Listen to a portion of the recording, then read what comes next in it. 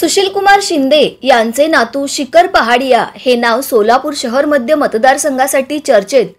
सोलापूर शहर मध्य मतदारसंघातून विधानसभेसाठी नाव चर्चेत आलेले माजी केंद्रीय मंत्री सुशीलकुमार शिंदे यांचे नातू शिखर पहाडिया हे गणेशोत्सवाच्या निमित्ताने अखेर सोलापूरमध्ये दाखल झाले आहेत। शहरातील विविध गणेश मंडळांना भेटी देत त्यांनी संपर्क मोहीम सुरू केल्याची चर्चा शहरातून रंगू लागली आहे।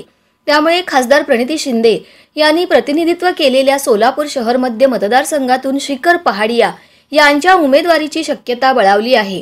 सोलापूर शहर मध्य मतदारसंघाचे खासदार प्रणिती शिंदे यांनी 3 वेळा प्रतिनिधित्व केले आहे। लोकसभा निवडणुकीत त्या विजयी झाल्याने सोलापूर शहर मध्य मतदारसंघासाठी काँग्रेसचे सोलापूर शहर अध्यक्ष चेतन नरोटे यांच्यासह अनेकांनी दावेदारी आहे।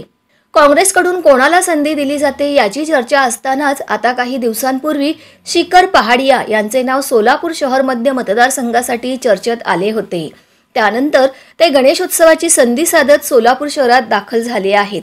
माजी केंद्रीय मंत्री सुशीलकुमार शिंदे यांची ज्येष्ठ कन्या स्मृती पहाडिया यांचे शिखर पहाडिया हे चिरंजीव आहेत।